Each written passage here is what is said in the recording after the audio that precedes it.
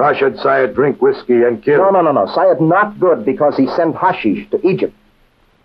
Now, Hassan, how hashish go to Egypt? How? Yeah, how? By camel, by car, by train? Hassan, Rashid Syed had your brother killed. Tell me how hashish go to Egypt. In Khan. What do you mean in can? Follow, please.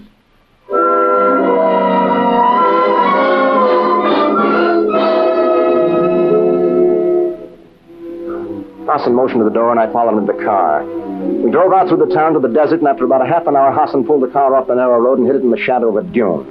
He motioned me to get out and follow, and we walked through the sand for another 20 minutes, keeping in the shadows as much as we could. Then Hassan stopped short of a big dune and put his finger to his lips. I began to remember Lockridge, and I wondered whether this big guy was on the level. I kept watching him for any quick moves, but he got down on all fours and started creeping up the side of the dune. See, Effendi.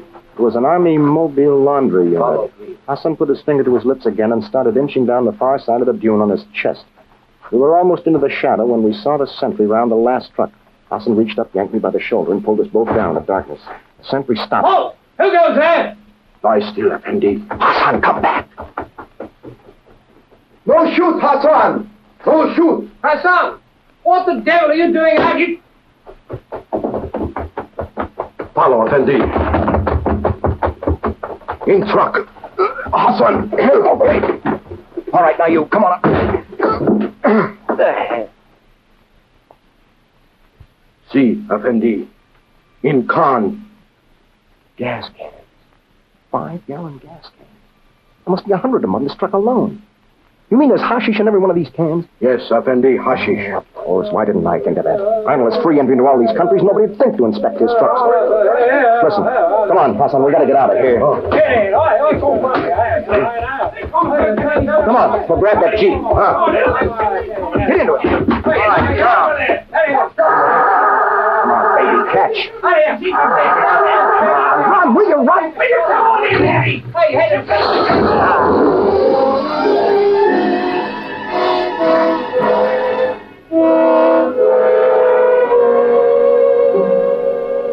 As soon as we were out on the road, I checked the gas gauge, and the needle read less than a quarter full. I knew it was going to be close if we made it to Damas.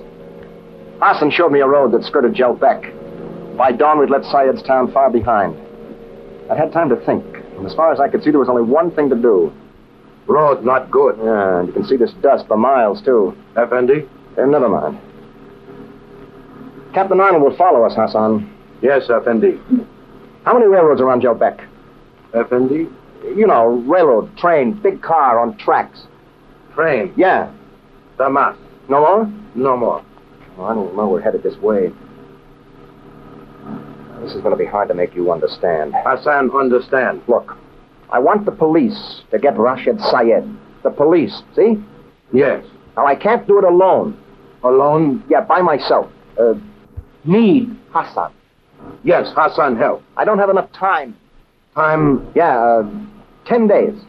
Police got to have Syed in 10 days. Quick. Yeah, quick. That's it. Thanks, Big Tom. Yes, Effendi. Now, Hassan, come home with me. Yes. You're my only witness. That ought to be enough. Effendi? Hassan, no hashish in gas can. That puts Syed in jail. Rashid Syed in jail. Good. You understand now? Hassan, go home with Effendi. Hassan, no go Hassan home. No, I guess you can't now. Look, we go to Damas. Yes. Take train to Beirut. Train, yes. But we don't get on train in Damas. Not Damas. No, outside. We jump on when the train moves. Outside, yes. Big hill outside Damas. Train go no go quick. Ah, that's it. Good. Trees up ahead, huh? Yes. Must be getting near Damas. Yes, Damas. How far? Effendi. Oh, I'm sorry after that. By foot. See, foot walk. How long to Damas? Walk, yes. To sun up high. Noon, huh? About 4 hours by foot. I'll be able to make it in a half an hour by jeep. Oh, no, come on, baby. Don't quit now.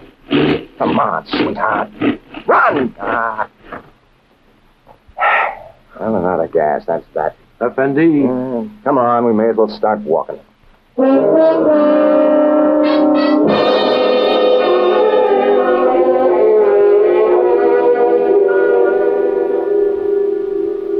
made it to the outskirts of town by noon.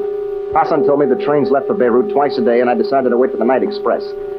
We skirted the town and we reached the hill to the west that would slow up the train and settle down on a grove of trees to wait for darkness.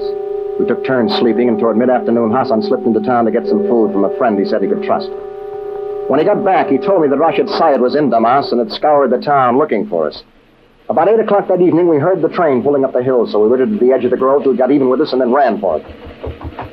I watched Hassan swing on board, then I grabbed the rung and pulled myself on. We worked the door open and started down the corridor. I glanced through the window of each compartment looking for one that was empty. Then I found the one I wanted. Mind if we share your compartment? I beg your pardon. Don't play dumb, baby. Surprise, surprise. One on me, too. I don't know what you have... You helped slip me a Mickey once, remember? One meets so many. Banyan, baby. Mickey Banyan. Oh, yes. The American who became ill. Yeah. Come on in, Hassan. Sit over there. That's better. Nice and cozy. You mind if I pull down the shades? It's a little more, private. No, not at all. That's better. Didn't think I'd be seeing you again. It's not exactly unpleasant. No, it isn't. I think I'll sit right here next to you. Be even cozier. If you do not mind, I think I'll... Sit down, baby. You and I are going to be traveling companions for a while. Well, it's too bad we didn't meet when I had more time. Gentlemen would make time. Yeah, I guess I don't qualify. You do. Thanks. One meets many little boys. Yeah? Very few. Men. You're not particular about the gentle part. That was unkind. Is there anything between a man and a woman that isn't? The right man, the right woman. Haven't met her. Are you sure? No. Sometimes we are too unwise, too busy to know. Yeah. Tell me, Mickey Banyan. Once said I was beautiful. You changed your mind. No, you do. Do you always try to go through ladies' pocketbooks when you kiss them? Most ladies carry lipstick in them. That depends upon the game they're playing. It isn't polite to point guns. Perhaps you had better sit over by Hassan. It's too bad I wasn't a little faster. This might have been an interesting trip. I don't get it. It's quite simple. Well, you tell me then. You hold all the aces. I was sent here to do a job. You upset our plans. I've straightened them out. You mean you? Yes. It's so strange that a woman should do a man's job. But... in my country, women work on an equal footing with men. Okay. And why this cat and mouse business? I am a perfectionist. It's nice to know that I'll die artistically. Won't be long. Oh? Always tell when you're approaching Beirut. How so? The train in the tunnel will muffle the shots. Tunnel. Light switch. Down, Hassan. Keep down. All right, Hassan. Come on, out this way. Yes, Effendi. Gotta get this door open now. All right, as soon as we get out of the tunnel, jump. Now, jump, Hassan. Jump.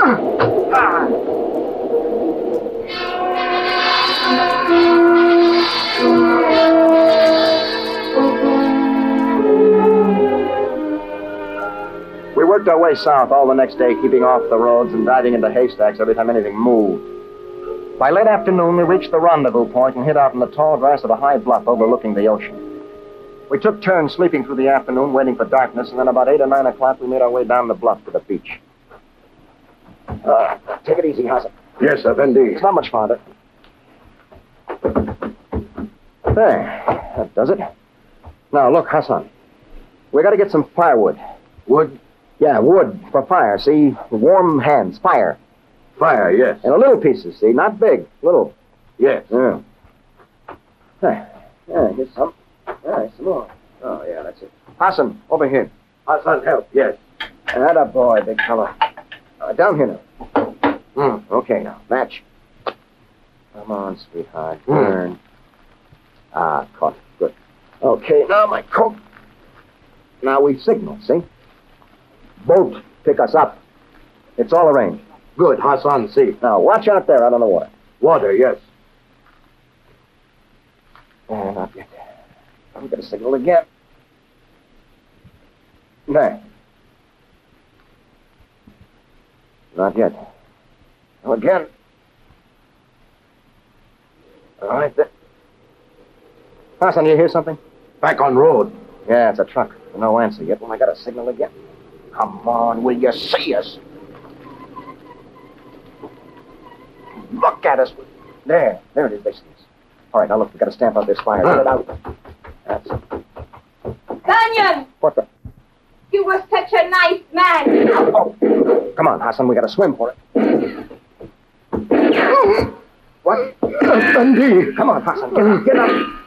Not good. Where you hurt? Hassan hurt. Ooh, bad. All right, I'll carry you. Not good, Effendi. We can't leave you here. Go home, Effendi. Go home. Bunch of maniacs get you to tell you to shred. Go home. What kind of a guy do you think I am? Hassan, no. No help. Hassan. Yeah. Yeah, I'll go, big fella.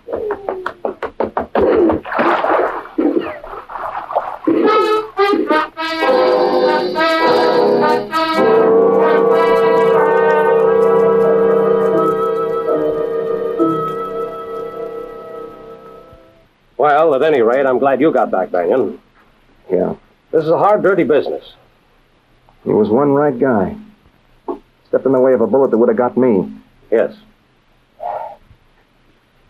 I'm sorry I muffed the hand, Mr. Steele. You can't win them all. I suppose that means we'll lose the election. I'm afraid so. Yeah. By the way, I had a cable from Washington. They want you on a job back home. Yeah? I thought that might be good news. Mr. Steele, Yes? I don't suppose you could pull any strings. Might be able to. Why? What do you have in mind? I'd like to stick around for a while. Oh? Somebody once told me that bad debts make bad friends. Well, I got a few I want to settle. I'll see what I can do. Thanks. About that blonde you asked for. I think that might be arranged, too. No, thanks. I got a date with a brunette. And this is one I'm going to keep.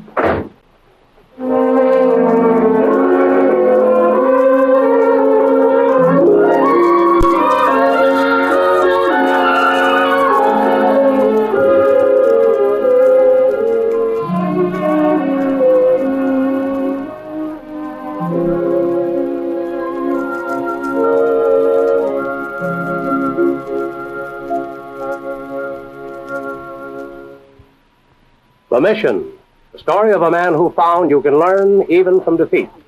Come back next week, friends. I'll have a fellow who had an unusual adventure fighting every second and tracking down a misplaced time bomb. I like to call it surplus. This is John Steele saying so long and good hunting.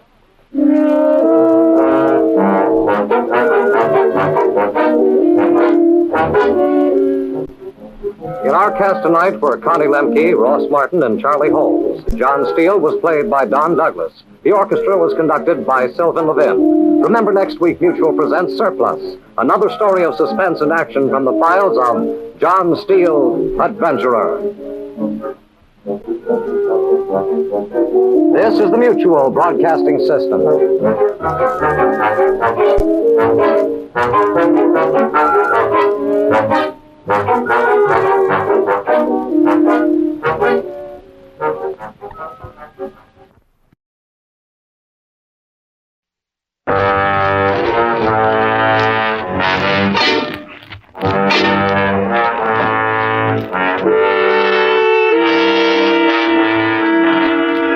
Take one man with a dream and lock him in the icy depths of the ocean. That's our story, Salvage, taken from the files of John Steele, Adventurer.